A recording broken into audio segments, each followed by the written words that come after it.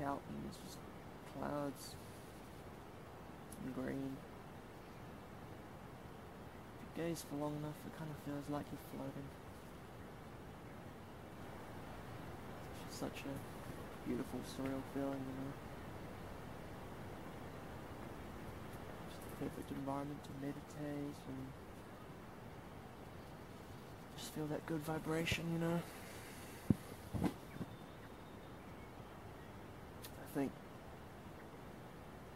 I mean, I was about to say nature is the number one most underrated thing, but that's not even true, because deep down, everyone has some appreciation for nature. You know, whatever it may be, for whatever reason, there's something about it that I'm sure everyone can come to enjoy, and everyone for different reasons, you know. I'm not the first person, obviously, to say any of that, because I've seen a lot of information and stuff about people saying that you know, each man and each level of consciousness that he has is going to absorb and appreciate nature and for his own accord, but it's just a beautiful idea that any man, any woman, any person really, you know, can gain something from the teachings of the silence that nature holds, you know, and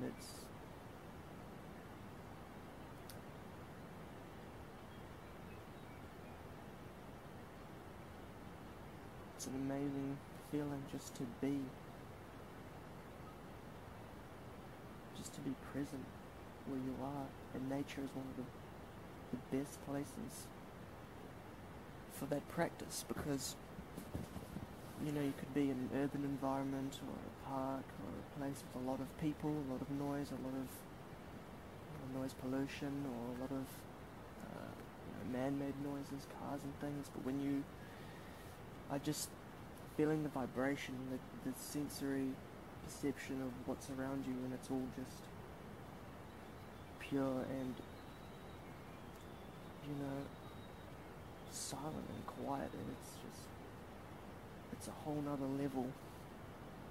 for your soul. It feeds your soul, you know.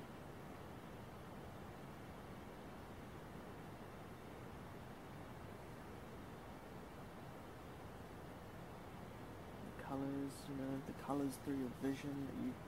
see, and you also project at what you see, and things you hear, things you smell, you know, and then even beyond your senses, you're having these interactions with the environment in ways that maybe you're not even aware of, but you know, you become aware of it in time, and nature helps me become aware of that, and many people become aware of the power of, you know, the quiet forces that lie within everything, you know.